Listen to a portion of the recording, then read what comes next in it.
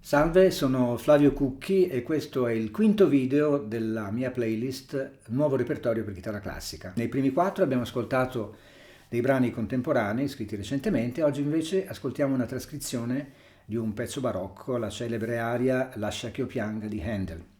Ora lo ascoltiamo, dopodiché parleremo della storia di questo pezzo, dei miei criteri di trascrizione e alcuni consigli per l'interpretazione.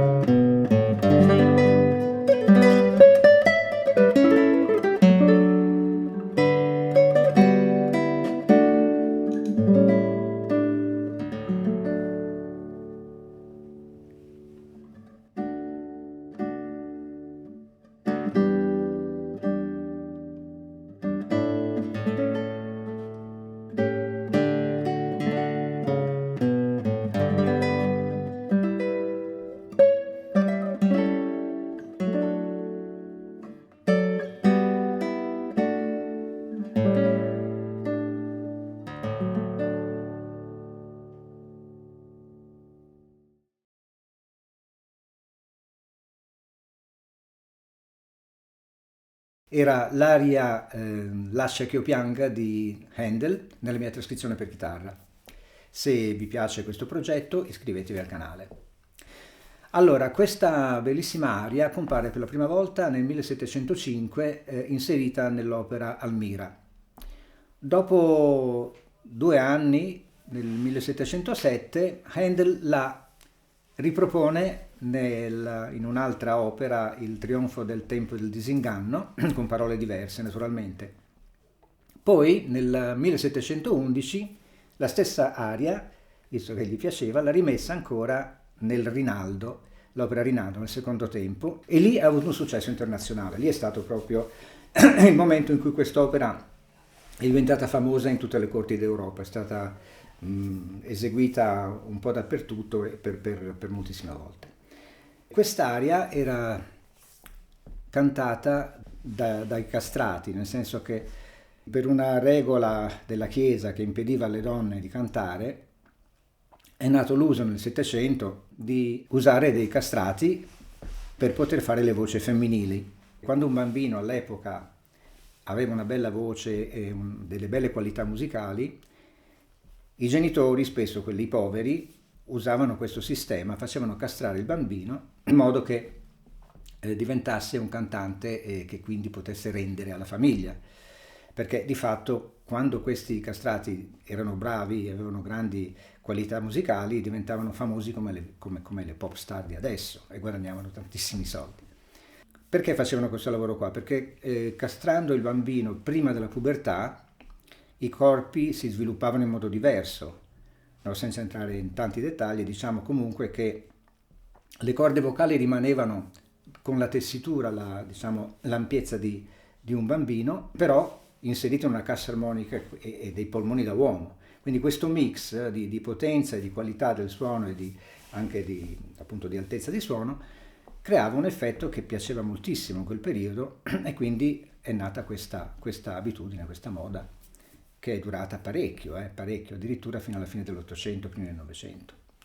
Parliamo adesso dei criteri che ho usato per questa trascrizione. Allora, quando si trascrive un pezzo, la prima cosa da capire è qual è la tonalità giusta che funzioni sulla chitarra. Perché? Specialmente in un pezzo che è originariamente cantato come questo, deve avere un'estensione, deve suonare come un canto, diciamo così, deve essere una tonalità che dà l'idea di una voce acuta. Però nello stesso tempo deve essere una tonalità che ti permette di avere dei bassi a vuoto, perché se te ovviamente vuoi una frase a qua, ovviamente i bassi tastati sono pochi, per cui devi avere dei bassi a vuoto che ti consentano di poter lavorare.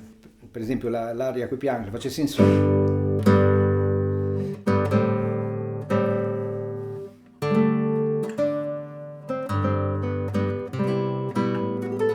Si può fare, però non dà l'idea di un cantante che canta in alto.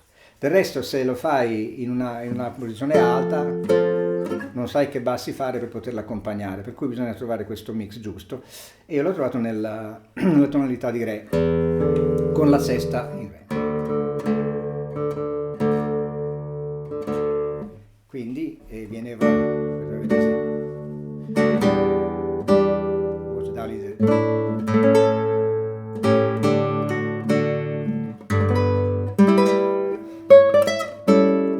Dà proprio l'idea di un canto alto, no? E non vi dovete neanche fare l'operazione, per cui mi sembra molto buono.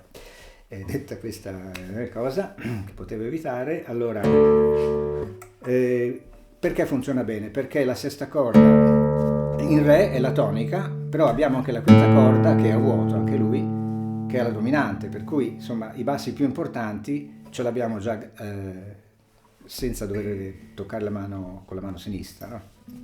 Abbiamo anche questa che è comoda e a volte serve anche il Sol, che è la sottodominante.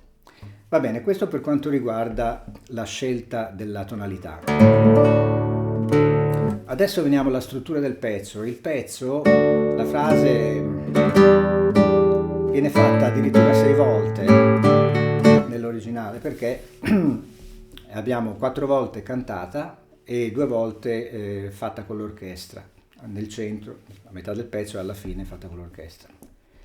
Quindi se si vuole rispettare questa struttura, bisogna fare in modo intanto che le parti cantate siano variate, fiorite parecchio, per non ripetere sempre la stessa cosa, e in più quando fate la parte tra virgolette strumentale, cioè quella che nell'originale è fatta dall'orchestra, magari cambiare timbro.